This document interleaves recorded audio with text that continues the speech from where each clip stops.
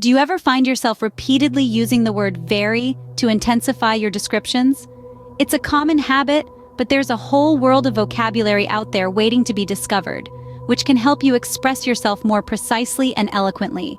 Today, we're going to explore some of these words. First, instead of saying it's very sunny or it's very hot, consider the words scorching or stifling. Picture a day at the beach where the sun is so intense it feels like it's searing your skin. That's scorching. Or imagine a stuffy room with no ventilation where the heat is overwhelming. That's stifling.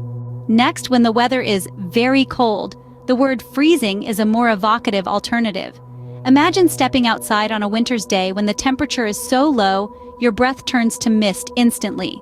That's freezing. Thirdly, instead of saying something is very dry, the word arid can be used. Picture a desert landscape where there's been no rain for months. That's arid.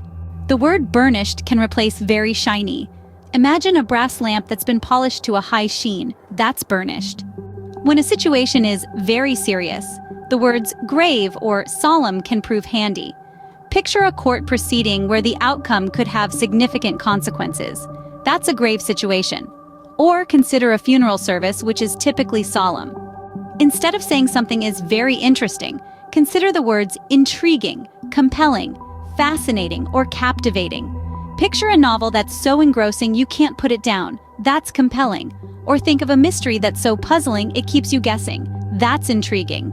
When something is very boring, the term mind-numbing could be used.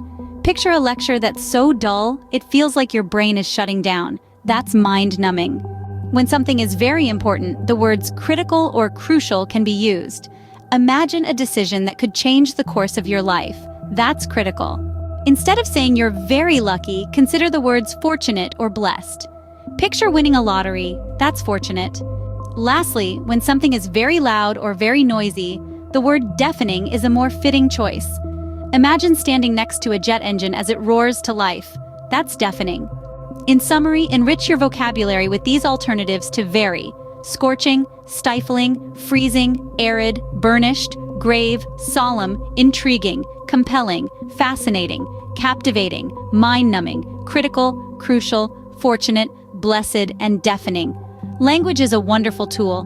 Harness its power to express yourself more effectively and vividly.